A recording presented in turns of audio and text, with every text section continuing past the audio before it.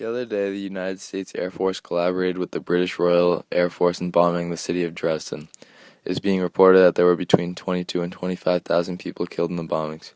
Prior to the bombing, Dresden was Germany's seventh largest city and the largest city to not have been bombed yet. Much controversy has erupted as to whether bombing Dresden was necessary. In response, the U.S. Air Force stated that there were 110 factories and 50,000 workers in the city supporting the German war effort at the time of the raid. According to a report, there were aircraft component factories, a poison gas factory, an anti-aircraft and field gun factory, an optical goods factory, as well as factories producing electrical and X-ray apparatus, gears and differentials, and electric cages. Later, the Americans composed 5 points proving why the bombing was necessary. First was the raid had legitimate military ends brought about by exigent military circumstances. Second, military units and anti-aircraft defenses were sufficiently close that it was not valid to consider the city undefended. Third, the raid did not use extraordinary means, but was comparable to other raids used against comparable targets. Fourth, the raid was carried out through the normal chain of command, pursuant to directives and agreements then in force. And fifth, the raid achieved the military objective without excessive loss of civilian life. This shows us that there was enough evidence that the Germans would continue their mass murdering of Jews to bomb Dresden. A memo from the Royal Air Force shows the main motives of the attacks, stating, "The intentions of the attack are to hit the enemy where he will feel it most, behind an already partially collapsed front, and incidentally to show the Russians when they arrive what bomber command can do." This quote shows the tactical reasoning for the bombing. In my opinion, any measures that can help to stop the Nazis is one worth taking.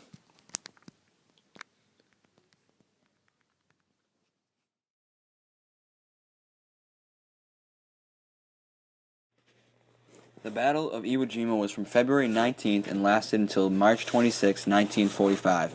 It was a major battle in which the United States Armed Forces fought for and captured the island of Iwo Jima from the Japanese Empire. American invasion had the goal of capturing the entire island along with its three, to provide a staging area for attacks on the Japanese main islands. This 5-week battle comprised some of the fiercest and bloodiest fighting of the war in the Pacific Theater during World War II. While drawing inspiration from the defense in the Battle of Peleliu, Kiribayashi designed a defense that broke with Japanese military doctrine. Rather than establishing his defenses on the beach to face the landings directly, he created strong, mutually supporting defensive defenses in depth using static and heavy weapons such as heavy machine guns and artillery. The expected American naval and air bombardment further prompted the creation of an extensive system of tunnels that connected the prepared positions so that a pillbox that had been cleared could be reoccupied. Hundreds of the hidden artillery and mortar positions, along with landmines, were placed all over the island. Among the Japanese weapons were 320 millimeter spigot mortars and a variety of explosive rockets. Numerous Japanese snipers and camouflage machine guns positions were also set up. Kiribayashi specially engineered the defenses so that every part of Iwo Jima was subject to Japanese defensive fire. He also received a handful of kamikaze pilots to use against the enemy fleet. The Japanese have been preparing for this battle since March 1944, which gave them a significant head start. By the time of the landing, about 450 American ships were located off Iwo Jima. The entire battle involved about 60,000 U.S. Marines and several thousand United States Seabee.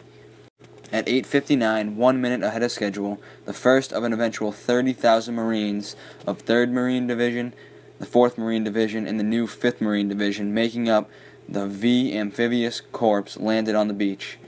The initial wave did not come under Japanese fire for some time, as General Kiribayashi was to wait until the beach was full of Marines and their equipment.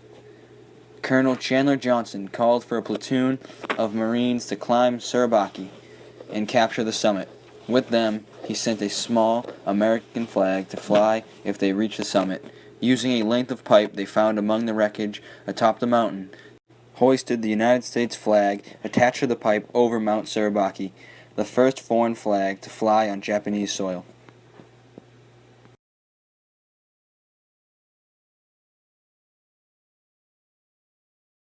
I'm sure everyone has heard about it by now if you weren't living in a cave for the past year, but the United States used the atomic bomb. Not only did the United States use it once, but they used it twice. Due to the usage of the atomic bomb, about 350,000 Japanese civilians were either vaporized or died of their injuries or other longer-lasting complications of the atomic bomb. Although the United States did use the atomic bomb to completely end World War II, was it necessary? Was it necessary that on the 6th and 9th of August, the United States dropped 2 atomic bombs? One atomic bomb on Hiroshima and the other on Nagasaki? The decision to use the atomic bomb is still debated till this day, and will be for decades to come. So what do you think? Do you think Truman was in the right to use the atomic bomb, or in the wrong? There were many benefits for using the atomic bomb. The main one was to end World War II early so the United States didn't have to invade Japan. But another big factor was that the United States had spent over $2 billion on the Manhattan Project, and who would want that to go to waste? The United States was also scared of Stalin and what his grip would be on the Far East if we prolonged the end of the war. So what if the United States decided to use an atomic bomb? It's going to happen eventually, but why would they use it on a civilian-populated area where you know there will be mass casualties? This is what I think most people are upset about, is that the United States used the 2 bombs to kill 300,000+ people. The United States had 2 other options. One to just drop the bomb where nobody was, and the second to drop it on a military base to reduce the civilian casualties to nearly zero. Sadly, that was not the case, as I would not be here saying how the United States used 2 bombs, one equal in magnitude of that of 20,000 tons of TNT, onto 2 highly populated cities. I know we are supposedly the good guys in the war, but sometimes the good guys do terrible things. The thing is that the bombs worked at the ending of the war. However bad the decision Truman made to drop the bomb was, he did end the war. On September 2nd, 1945, World War II was finally over, and the Allied powers have won with dignity, but still sorrow in their hearts for all the souls lost during the war.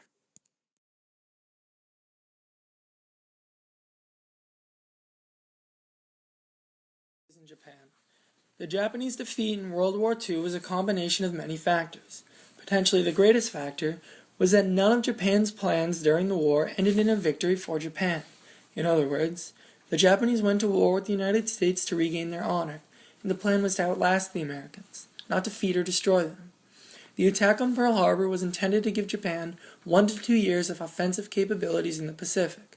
Japan did not have the men, equipment, resources, especially fuel for aircrafts and ships, or technology to match the United States, or to even think of invading mainland America.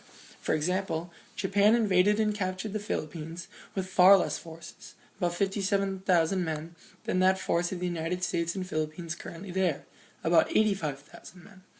It was inevitable that the United States, a country with nearly unlimited resources compared to Japan, would eventually reclaim the Philippines, and if the war continued for long enough, win the war. Another reason for the inevitable defeat of Japan was that they were fighting wars on sea and land simultaneously. The Japanese's biggest threat throughout the war was the United States. Despite this, Japan failed to focus its energy and resources towards combat with the Americans. Instead, Japan continued to fight in mainland China, Vietnam, and even English territories such as India. By dividing their resources, Japan gave the United States a significant advantage, and the United States had taken control of much of the Pacific waters before Japan was able to correct their mistake and focus on fighting the Americans. A final reason for the Japanese defeat was the end of the war in Europe. The result was Joseph Stalin and the Russian army could now come to the aid of their American allies.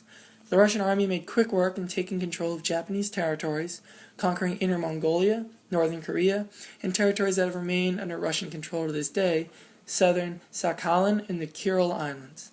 The rapid defeat of Japan's army from the Russian forces completely secluded Japan from the rest of the world, and it marked the end of the Japanese force. The official surrender came after the Americans dropped the first and only atomic bomb used in warfare.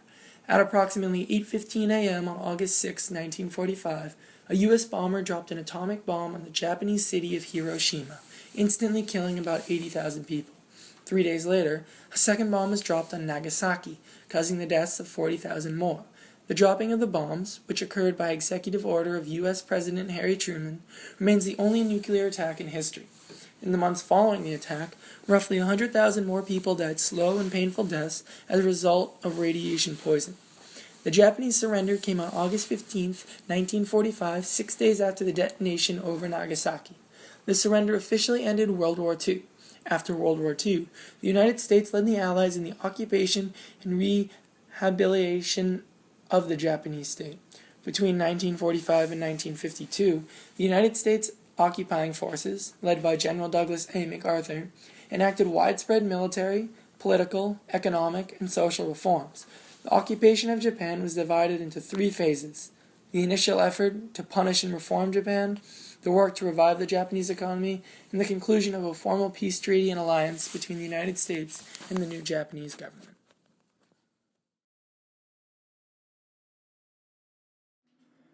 Although the fighting ended nearly 4 months ago in August, there is still much work that needs to be done before World War II can be left in the past. The Allied powers still need to hold trials to officially charge the members of the Nazi Party for the many horrible atrocities they committed during the war. Unfortunately, many of the high-ranking members of the Nazi Party died before they could be brought to the courts. Adolf Hitler, Heinrich Himmler, and Joseph Goebbels have all committed suicide. Despite the fact that many of the prominent figures are already gone, many members of the Nazi Party will be brought to trial in Nuremberg, Germany. Beginning today, on November 20th, 1945, 23 members of the political and economic leadership of Nazi Germany will be brought to face justice. It is estimated that the trials will be concluded in October 1946. There was much debate as to where the trials should be held. The Russians wanted the trials to be held right in the middle of Berlin to strongly symbolize the destruction of Nazi Germany. Locations outside of Germany, such as Luxembourg, were also considered. However, in the end, Nuremberg was the final decision. The first reason is that many of the large buildings in Berlin and Munich were destroyed by Allied forces during the invasion of Germany. The Palace of Justice in Nuremberg, where the trials will be held, is one of the largest untouched facilities left in Germany in the aftermath of World War II. The complex also contains a large prison facility, which will make the whole process easier and more efficient. Finally, although it is not Berlin, Nuremberg also represents a great deal of importance to the Nazis. It was the home of the party's annual propaganda rallies and is often considered the ceremonial birthplace of the Nazi Party. As for the courts themselves, the judges that will preside over the cases represent all of the Allied powers during the war. There are 8 judges in total that will review the case of each person brought to trial. 2 from each country in the alliance, America, Britain, and Russia, and also including 2 from France. In addition, each country will be represented with a single chief prosecutor to challenge and accuse the members of the Nazi Party. Like any judicial court, the accused are always allowed lawyers of their own. In many cases, the vast majority of the defense attorneys will be German lawyers. Many of the prosecutors will be charged with one or more of these 4 main indictments: participation in a common plan or conspiracy for the accomplishments of a crime against peace, planning, initiating, and waging wars of aggression, war crimes, and finally, crimes against humanity.